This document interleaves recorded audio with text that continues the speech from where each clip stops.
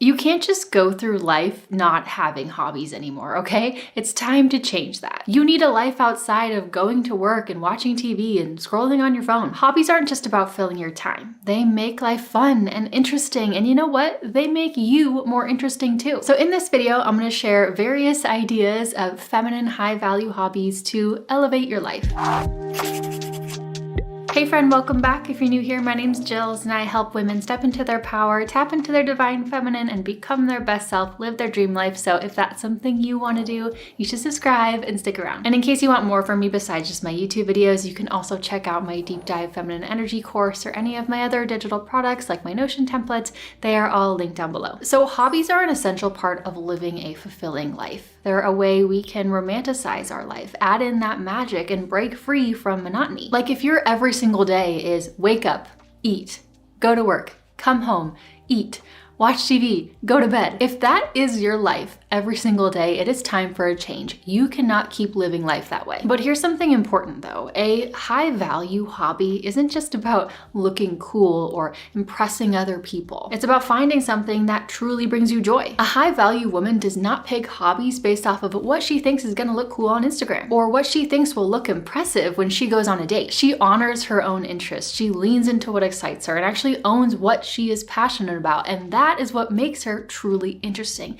That is what makes her magnetic. She's interesting because she's passionate. It doesn't really matter what the hobby is. What attractive is you being lit up by life, being lit up by something you love and living a life of purpose. That energy and that joy, it's enticing, it's captivating. So by the end of this video, you are gonna pick a new hobby and you are gonna start. You may end up loving it. You may end up hating it and quitting and moving on to something else. That's totally fine. But just pick one hobby and start. And my advice for this is to follow what you are intuitively drawn to. Don't think about what's just impressive to other people. Follow what you are naturally drawn to. And let me know in the comments what you pick. Okay, so not all hobbies are the same. And I would like to classify hobbies into 4 different buckets. So there are creative hobbies, there are physical hobbies, there are intellectual hobbies, and also I would say I think there are social hobbies. Each of these buckets activate a different part of you. Your creativity, your body, your mind, and your connections. Ideally, I think everyone should aim to have a hobby in at least 3 of the 4 different buckets. But of course, it's totally up to you. And again, if you're starting from scratch, don't get overwhelmed. Just pick one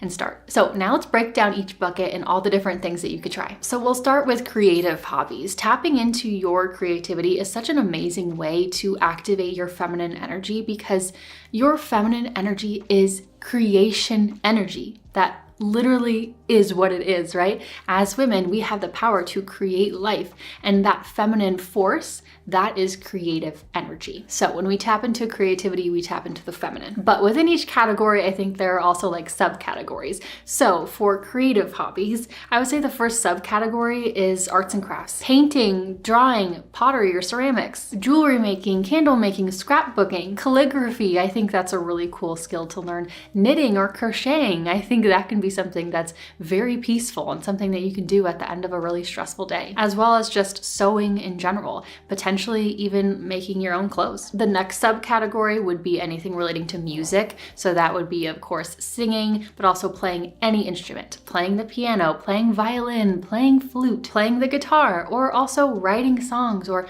writing music, or even producing music on the computer. Next subcategory would be writing. So this would include creative writing or poetry or blogging, creating a blog just for fun, just because you like to write, or creating a newsletter just for fun, just because it's a creative outlet, or even writing a memoir or writing a fantasy novel. And then I would say there's another category called digital creativity. So I think this would be photography, videography, graphic design, and digital illustration. I've seen a lot of beautiful artwork that have been done on those apps on like an iPad. And I would also say starting a YouTube channel falls in this category. Yes, this has now become my work and it's become monetized, but it's been an amazing creative outlet for me over the years. And then definitely another subcategory in the creative hobby space is culinary arts. So that would include cooking and baking. And maybe this would also include like food photography or something, but especially cooking and baking. And just being able to cook and know your way around a kitchen is just an incredible skill to have for life. So the last subcategory in here would be what I consider consider decorative and aesthetic.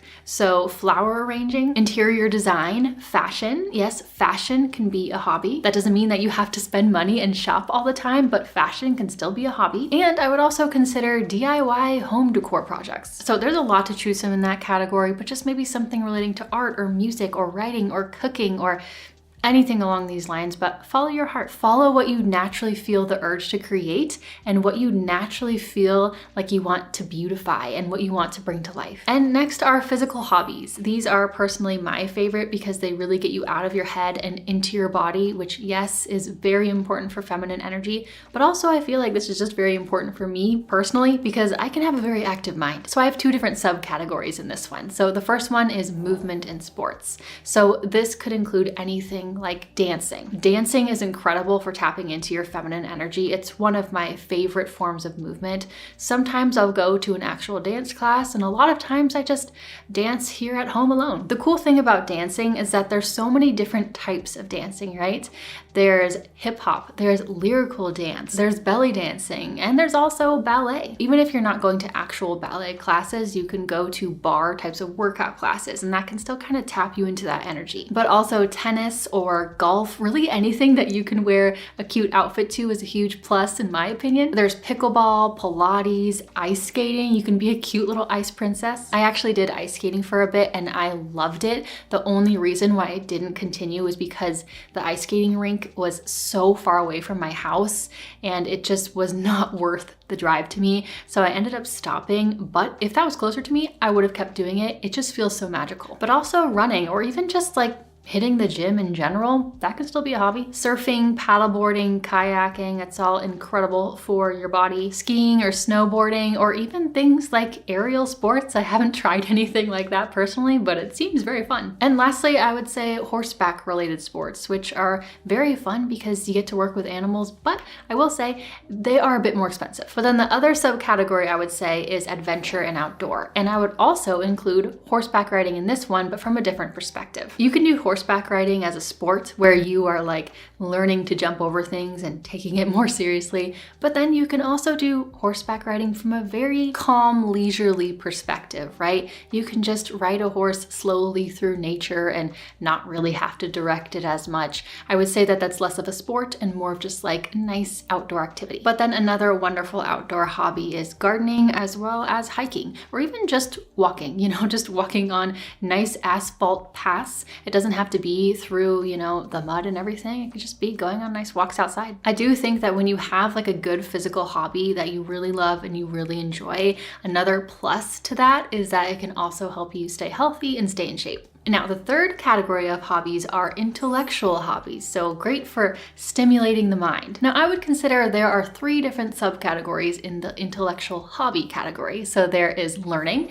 which would include learning of any sort, learning a new language, learning about art, learning about philosophy, learning about history, or really just learning about anything that piques your interest. For me, I love to learn about psychology and I love learning and understanding human behavior. Learn something that actually truly piques your interest. Don't just force yourself to learn about philosophy, for example, even if you are absolutely not interested at all. Follow what you are naturally intuitively drawn to. Now, the second subcategory would be reading. So this would be reading any sort of nonfiction books, but also reading fiction novels, right? This doesn't just have to be about you learning new things and like reading business books or self-development books or philosophy books. This could just be you reading fiction fantasy novels because you love it. And then the last of the intellectual hobbies would be the problem-solving subcategory. And honestly, I don't know what else to put in this one except for chess. I'm sure there are other hobbies that are quite similar, but I do think that chess is a rather interesting hobby. I think having an intellectual hobby like reading or just making sure that you are still